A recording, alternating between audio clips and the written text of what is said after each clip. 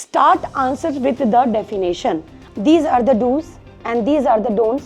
Long answers question है जैसे कि 3 मार्क्स, 4 मार्क्स, 5 मार्क्स. इसमें आप क्या एग्जाम्पल कोड करोगे? क्या डायग्राम्स को लेबल करना ज़रूरी है? परफेक्ट आंसर कैसे लिखें कि आप स्कोर करें 100 आउट ऑफ 100? परफेक्शन क्या ऐसा कुछ है? बिल्कुल है. अगर मैं बात करूं एक परफेक्ट आंसर की, अगर आप बोर्ड एग्जामिनेशन लिखने वाले हो, अपने बायोलॉजी थ्योरी पेपर में परफेक्ट आंसर कैसे लिखें कि आप स्कोर करें 100 out of 100? Yes, mind blowing लग रहा है ना, बट ऐसा कुछ नहीं है कि जो चीज़ इम्पॉसिबल हो. आपके कुछ ऐसे फ्रेंड्स होते हैं जो रात भर में पढ़ते हैं और अगले दिन 100 आउट ऑफ 100, और कुछ ऐसे फ्रेंड्स भी होते हैं जो पूरे साल टर्टल की चाल चलते हैं और फिर भी नंबर नहीं आते हैं. सो मैं वंदना मैम आपके लिए लेकर आई हूँ कुछ ऐसे टिप्स कह लो, या फिर कुछ ऐसे ऑर्गेनाइज्ड कमेंट्स कह लो, या फिर कुछ पॉइंट्स टू रिमेंबर कह लो, जिसमें आप अपने बोर्ड एग्जामिनेशन 2025-26 में लिखने वाले हो अपने पेपर को बिल्कुल परफेक्ट. यस, तो समझते हैं कुछ पॉइंट्स. भाई देखो, आपको जहां हो सके डायग्राम ज़रूर बनाना है, wherever it is possible. Follow some point formula that is called as scientific writing. Bullets ले लो, 1 2 3 ABCD करके आप पॉइंट्स में अपने आंसर्स को ज़रूर लिखना. Start answer with the definition अगर पूछा गया है तो. स्पेशली बात करूं अगर लॉन्ग आंसर्स की, तो उसमें मेरे बच्चों आपको definition, process, diagram, flow chart और एरोज का ज़रूर यूज़ करना है along with the boxes. Yes, देखेंगे अभी. आपको हेडिंग्स देनी है, सब हेडिंग्स देनी है. वो कैसे दे? पेंसिल का यूज़ करो और पेंसिल से आपको कीवर्ड्स को अंडरलाइन ज़रूर करना है. अगर आपको कोई डेफिनेशन लिखनी है तो उसको आपको ज़रूर बॉक्स में बंद करना है. पेंसिल का यूज़ करें. Use NCERT language. हाँ जी, जो बिल्कुल सिंपल हो, ईजी हो, एग्जामिनर को समझ में आ जाए. एग्जामिनर के पास टाइम नहीं होता इतने सारे वोकैबुलरी और टफ आंसर्स को पढ़ने के लिए. उसे तो चाहिए सिंपल और क्रक्स. यस, हाईलाइट करो अपने सारे इंपॉर्टेंट वर्ड्स को और बॉक्सेस बनाओ. भाई देखो, अगर आपके एग्जामिनेशन में क्वेश्चन पेपर मिलता है तो क्या सीधा क्वेश्चन पेपर लिया और आंसर लिखना शुरू? बिल्कुल भी नहीं. आपको सबसे पहले क्वेश्चन पेपर को पढ़ना है, उसको 5 मिनट दो, 10 मिनट दो, एनालाइज करो कि इसमें कौन सा सेक्शन है जो आपका परफेक्ट है. यस, तो जब आपको लगता है कि अच्छा सेक्शन सी जो है वो मुझे सारे क्वेश्चंस आते हैं, सेक्शन सी से स्टार्ट करो. अब देखो करना क्या है. अगर आप देखते हो, सपोज मैंने इस कॉपी में सेक्शन ए लिखा हुआ है. सेक्शन ए लिखो साफ साफ अच्छे से कैपिटल लेटर में और उसे बॉक्स में बंद करो. ठीक, क्वेश्चन नंबर डालो. अगर उस क्वेश्चन के 2 पार्ट्स हैं तो ए और बी उन दोनों को ज़रूर मेंशन करना है. क्वेश्चन 3 आपको दिख रहा है बहुत अच्छे से क्वेश्चन. अब इसके आंसर को अगर देखते हैं तो इसमें पूछा है monosporic development of embryo sac. तो मैंने इसी को हेडिंग बना लिया और इसको बॉक्स से पेंसिल से क्या कर लिया, बॉक्स बना लिया. सबसे पहले आप लिखो इसकी डेफिनेशन लिखा और जो कीवर्ड्स हैं उसको मैंने किया है अंडरलाइन. राइट, फिर यहाँ देखिए फ्लो चार्ट. एक ही आंसर, मैं ये कह सकती हूँ कि ये क्वेश्चन आ सकता है आपका 5 मार्क्स में, यानी कि लॉन्ग आंसर क्वेश्चन है ये. इसमें आपने क्या देखा, मैम ने लिखी है डेफिनेशन, साथ ही साथ यहाँ पर फ्लो चार्ट बनाया है. फ्लो चार्ट में भी आपको कीवर्ड्स को डब्बे में बंद करना है, क्योंकि डब्बे में बंद की हुई चीज़ हो जाती है सुपर इम्पॉर्टेंट. फिर आपने क्या देखा, मैम ने यहाँ पर डायग्रामेटिक रिप्रेजेंटेशन दिया है, क्योंकि ये क्वेश्चन की डिमांड है.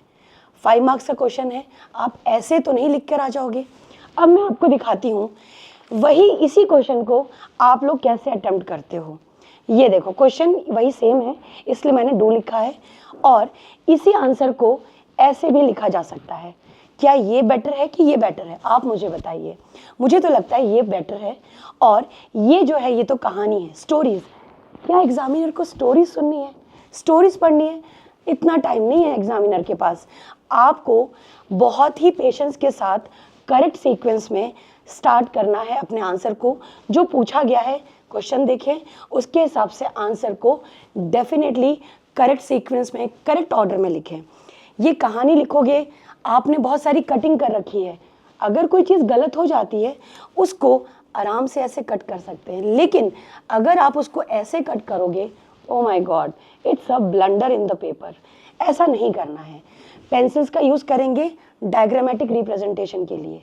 यस, अब बात होगी कि क्या डायग्राम्स को लेबल करना ज़रूरी है?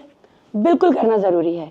ये देखिए, सबसे पहले आपके पास स्केल तो होगा नहीं और ना ही इतना टाइम होता है एग्जामिनेशन में कि आप लोग डायग्राम को फटाफट से स्केल से एकदम बॉक्स में बंद करें। कोई प्रॉब्लम नहीं है, पेंसिल लो, ऐसे बॉक्स बना दो, ठीक है। उसके अंदर आप डायग्राम बनाएं। डायग्राम की लेबलिंग जो होती है, याद रखें, अंडरलाइन ज़रूर करें, ठीक। लेबल इन कैपिटल लेटर्स, देखो कैपिटल लेटर्स में लेबल्ड है, और label at the right side of the diagram, ताकि एग्जामिनर को लगे कि आपने बहुत ही सिस्टमैटिकली बनाया है डायग्राम को और वो बिल्कुल क्लीन एंड क्लियर भी दिख रहा है।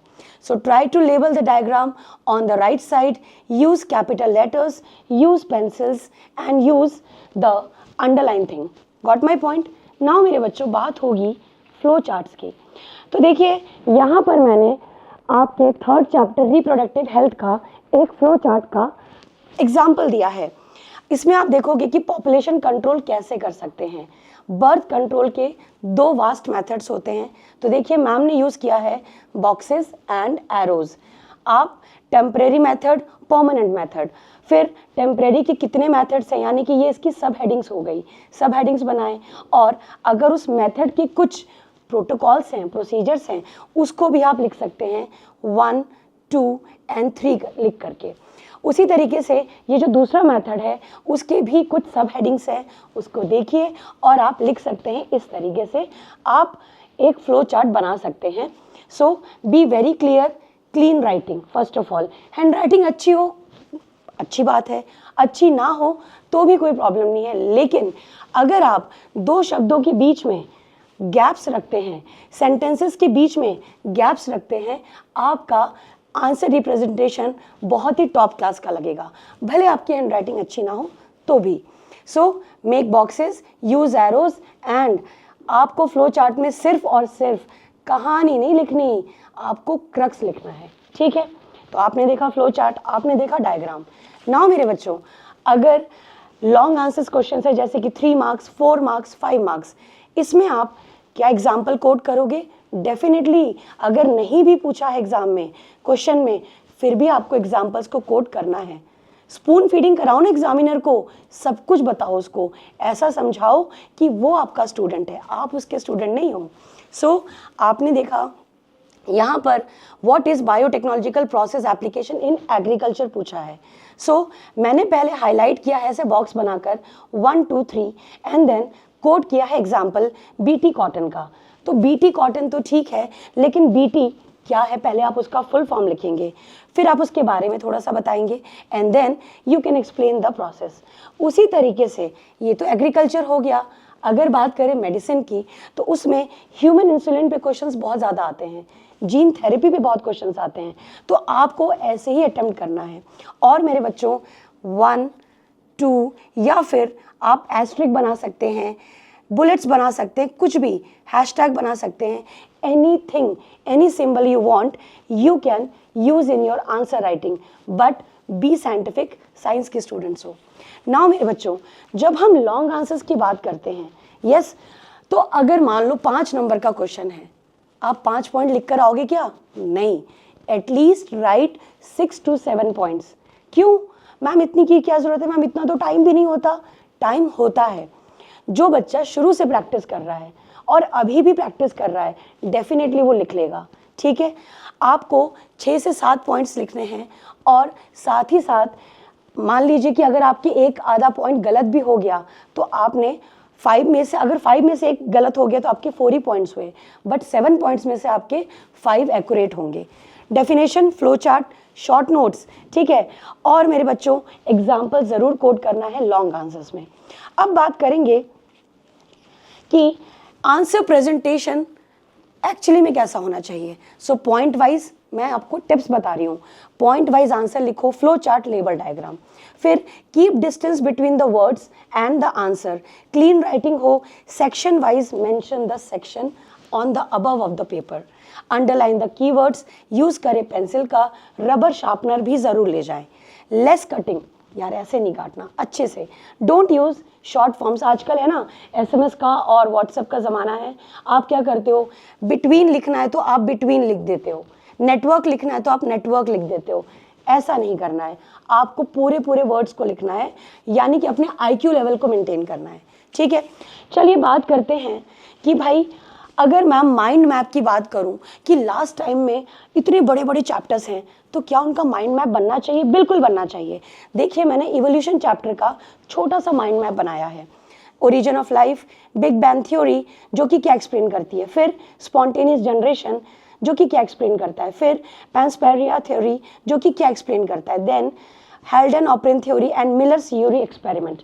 तो ऐसे आपको याद रहेगा सीक्वेंस चैप्टर का क्या है। उसी तरीके से बायोटेक्नोलॉजी, जो आपको लगता है कि बहुत ही चैलेंजिंग टॉपिक है या चैलेंजिंग चैप्टर है, कैसे करें मैम? भाई माइंड मैप बना लो A4 साइज शीट में। इसमें आप देखोगे restriction enzyme, cloning vectors, competent cell, ये तो टूल्स हो गए। और साथ ही साथ अगर प्रोसेस की बात करें तो isolation, cutting of specific location, PCR amplification, insertion of rDNA to the host product and finally downstream processing. तो ऐसे आपको सीक्वेंस याद रहेंगे। नाउ मेरे बच्चों, आपको एक चीज़ बताती हूँ जो कि आपको एग्जामिनेशन में ज़रूर फॉलो करना चाहिए। पेपर मिला, अच्छी बात है, पेपर देख लिया, ये भी अच्छी बात है, लेकिन क्या आपको 1 मार्क्स 2 मार्क्स पहले अटेम्प्ट करना है? नहीं। मैं अपने कॉलेज में, इवन स्कूल में भी पेपर को देखती थी और 5 मार्क्स 4 मार्क्स या 3 मार्क्स जो लॉन्ग आंसर्स टाइप क्वेश्चंस हैं उनको पहले अटेम्प्ट करो और अच्छे से करो सेक्शन लिख करके। उससे क्या होगा यार, लास्ट में ना क्या होता है, एंजाइटी हो जाती है, यार पेपर नहीं हुआ, अभी तक मेरा ये छूट गया, ओ हो मेरे 5 नंबर चले जाएंगे।